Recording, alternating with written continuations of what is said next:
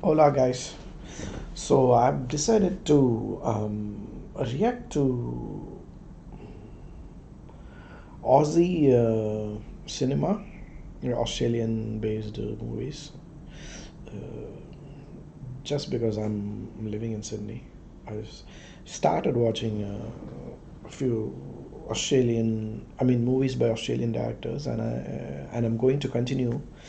Uh, I don't know why. It just yesterday or day before yesterday, I casually started watching one of the movies, and I'm actually liking it. I'm not sure how many Australian movies I've seen in the past because I wouldn't know. I generally don't go looking for movies that were made by Australian directors or anything like that. If it's a good movie, you're going to watch it, right? But now I'm making this conscious decision of like watching a lot more Australian movies, to promote more Australian cinema just because I'm living in Sydney. On top of that, we have the Sydney Film Festival that happens every year, and I'm planning to, you know, visit the film festival as well. Maybe from next year onwards. This year I missed. I think it's one of the one of the most one of those popular film festivals around the world. So I'm thinking maybe I should start going there. Mm, So this movie is called Stranger. I watched it yesterday, and it's on Netflix, and it's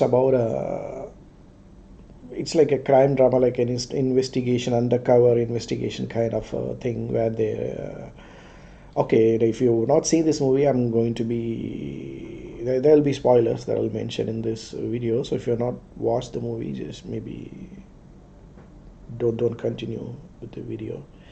Maybe watch it and come back, because mostly my reaction is like how whether I like the movie or not, what aspects of the movie that I like, and that kind of stuff. So yeah, so I actually like the movie. But first, what I'll do, to just give you guys a feel of what the movie's like. We'll watch the trailer of the movie that I found on YouTube, and then after we watch the trailer, I'll give you guys my thoughts and reaction. The whole operation hinges on you getting closer with it. But I know you know this. Don't find yourself in terrain that you aren't familiar with. But pay attention to the music, the background music.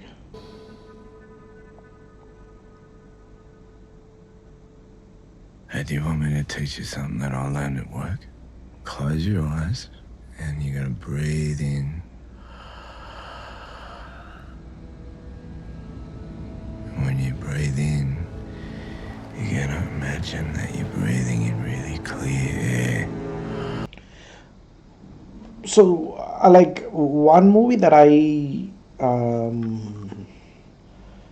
can think of stylistically, if I want to compare, there is this movie called The Arrival, that I watched a few years ago back in India. It's about the extraterrestrials visiting Earth, and then I would compare the style of the movie to that. I'm not saying it's not even the same genre. I'm not talking about the genre, but the style of the movie, the music, the color palette, and overlapping dialogues and that kind of stuff.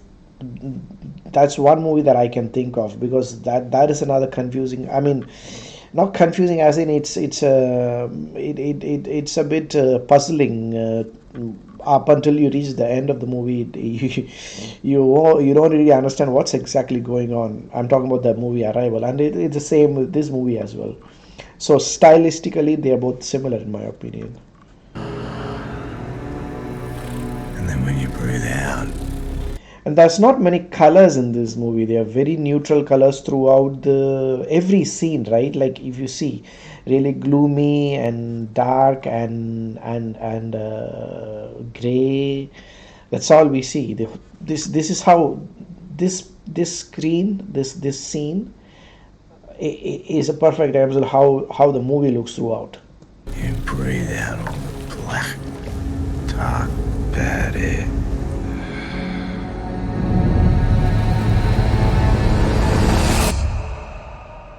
This is the largest missing persons case in the history of our state and is one of the largest in the history of our country. At the time, detectives found insufficient evidence for him to be considered a person of interest.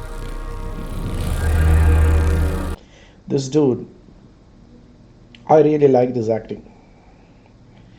I think he's probably some kind of method actor or something like that. His acting was very convincing. I mean, yeah. Whole body's gonna relax. Your feet, your knees, And this is your feet, your knees. this dude. These two guys are the kind of the main characters throughout the movie. The whole movie is about these two characters. Your hips, stomach, your chest. Breathe in the clear air and out the blackness.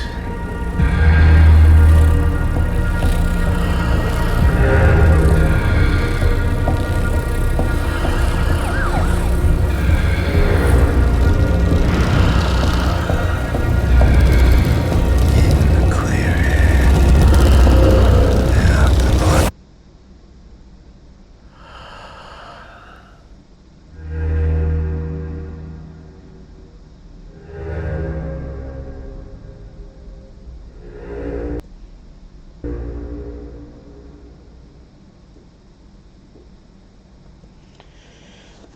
So there's 3 or 4 characters in the movie. The whole movie is about these people.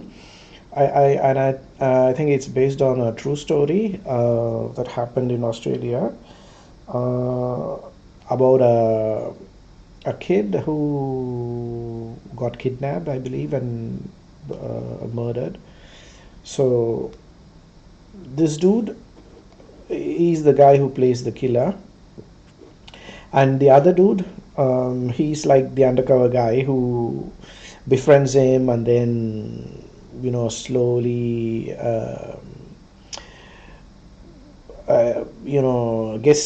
gets him to confess that he is the one who did that. And it's a very slow movie. I mean, like, at least 20 minutes into the movie, I wasn't even sure what the fuck is going on. That's what I was wondering, because you don't know who is who and what exactly is going on. On top of that, the scene, as I said, right, like each and every scene, the location, it's not very clear. It doesn't even give you a complete picture of what is this location, where is this happening. The opening scene itself is like it happens inside some kind of a bus or train or something like that, but even that you don't know what is going on. And I don't understand why certain movies have this kind of color palette, why the director or whoever it is like chooses to have this kind of gloomy, unclear kind of uh, screenplay. I'm sure that's deliberate on the director's side, but I don't know why they do that, because it's already very confusing, and it only adds to the already confusing thing. That's more confusion. But I was not bored, is what I'm trying to say. I was like, what exactly is going on? Who are these guys? What's happening? After about like 20 to 30 minutes, you understand. Oh shit, this dude's an undercover guy. And then from there on, I mean, you get an idea. Okay, so this is what's happening. There is a one particular scene where a top undercover, like a top official, like in the police, he starts to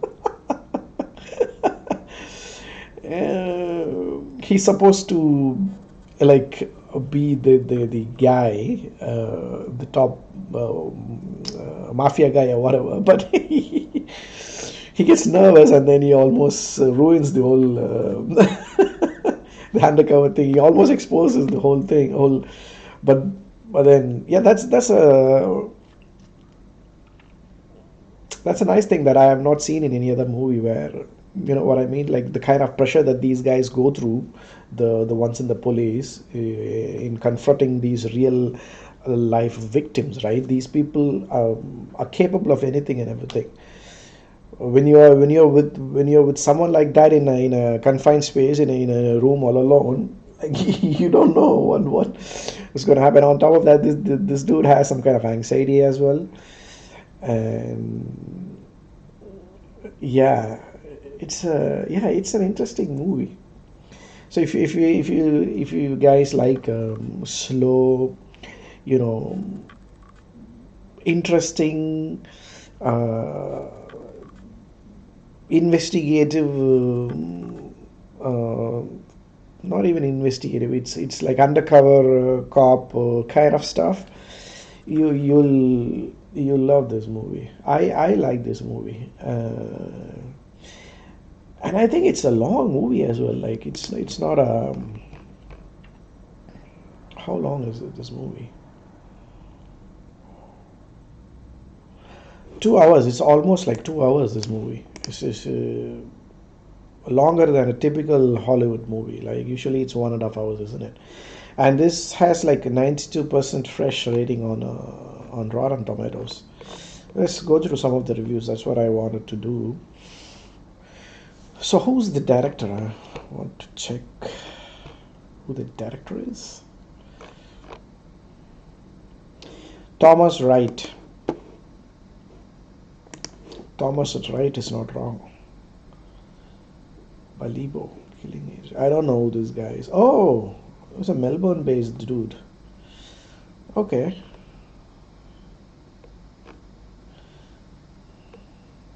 So what other movies he has done? I've not seen any of his other movies, but most of his movies have got good ratings, you see. It's like The Stranger has got the second, not the second. Oh shit, Balibo has got 100%. I don't know what Balibo is. It's like a 2009 movie. Okay. And there are two actors. Like, actually, these three are the main actors in the movie. Joel Edgerton, Sean Harris, and Steve Mouzakis. Sean Harris is the criminal dude, and I believe he's from UK or somewhere, born in London. And Joel Edgerton is the undercover guy. And this dude was born in New South Wales. Excuse me. I know this place, Blacktown.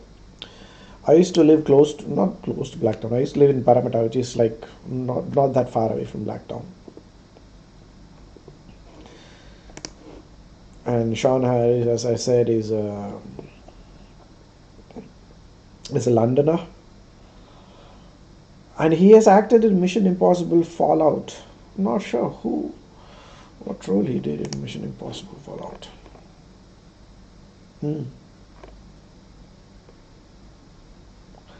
So his highest rated movies, I think, is Mission Impossible Fallout.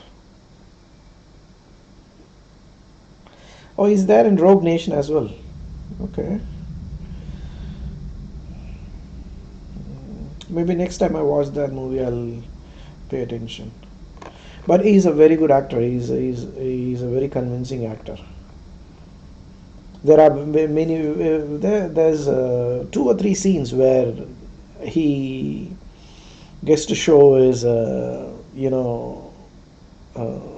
acting ability, as in like the eccentric side of the criminal that he portrays, the stranger, and he shines in those scenes. A very nice actor, very subtle actor as well. It's the whole movie is very subtle. The performance, the dialogues, and everything is very subtle. Nothing over the top or Nothing like that. No jump scares and nothing like that. It's a very dry kind of movie, like in the sense that the probably cause of the landscape, you know what I mean. It happens in most of the movie happens in Western Australia, I think, somewhere in Western Australia, because that's where the dude resides, and they just visit Melbourne once in the movie. Anyway, let me know if you guys watch it and if you like the movie. If not, also let me know why you didn't like the movie. I'll see you guys in another video. Bye bye.